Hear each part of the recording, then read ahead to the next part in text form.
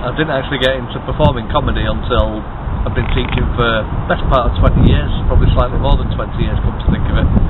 And I think when I was younger, I couldn't imagine myself, I'm essentially a shy person. I couldn't imagine myself standing up and telling jokes in front of an audience in a pub or a club.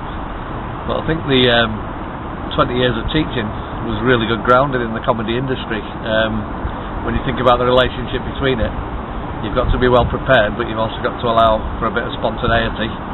When you're in the classroom, you're the centre of attention, and to an extent you've got to entertain the people in order for them to learn something, but I suppose you could also get your message across, which a lot of comedians are always trying to do. So your name's Tony Boloney. How did you come up with that name? Oh, it's just a nice simple rhyme really. I think if you get a name that has a funny sound to it, then you're on to a winner straight away. If you can get a laugh when you're introduced, then you've already got your first laugh before you come up to the microphone, which is handy. What projects have you got going on, and how are they going? Well, funnily enough, I'm trying to get Radio 4 interested in this whole concept of teachers who've also gone on to become stand-up comedians. There's a couple of really well-known ones. Frank Skinner is probably a very high-profile one. A lot of people know Jim Bowen, who Peter Kay immortalised with his bullseye routine. He taught for many years before he became a comedian. On the pub circuit, I know lots of people. Chris Roach,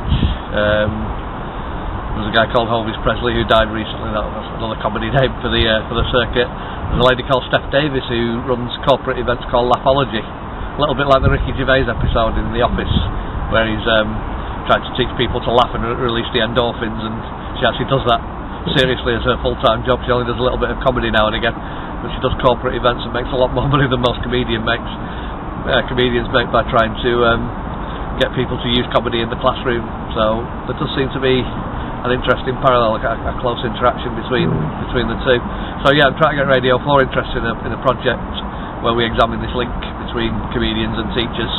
I think probably the interesting thing will be talking to comedy audiences and talking to the pupils and asking whether they find their teachers entertaining, whether comedy club audiences feel as if they learn something when they go to a comedy club.